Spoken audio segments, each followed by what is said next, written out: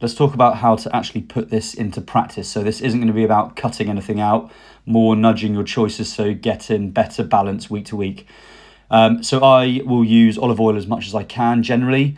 Good quality extra virgin olive oil is the best. If you want something slightly cheaper, go for something like a rapeseed oil instead of relying on generic vegetable oils, and add the oil just before you start cooking the other ingredients into a pan, for example. Don't add it into a hot pan and then leave it, or else it can hydrogenate and turn kind of rancid. Having go-to healthy fat snacks ready is going to also help. So think avocado, hummus, nut butters on good quality sourdough, that's for example. It's going to be better options when you're hungry instead of defaulting to other snacks that are going to have maybe a higher saturated fat or trans fat quantity in them. Adding oily fish at least once or twice a week is going to be a big improvement here to anyone's diet.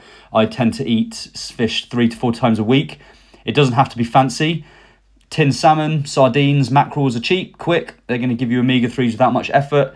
Adding in anchovies to a tomato sauce, for example. If you're veggie, things like flax seeds and chia seeds are going to give you good omega-3s as well. It's worth thinking about balancing out heavier meals. So if you've had something high in saturated fat for breakfast, for example, aim for nuts, seeds, salad dressings with olive oils, fish later on in the day.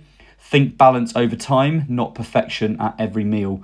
Finally, it's worth checking the labels on processed foods. Don't need to obsess over this, but if you do see something like saying partially hydrogenated oils, that's a big red flag for poor quality trans fats, so keep those to a minimum where you can. So if you make just 1 or 2 of these swaps each week, you're naturally going to get the benefits of healthier fats without having to overthink it too much.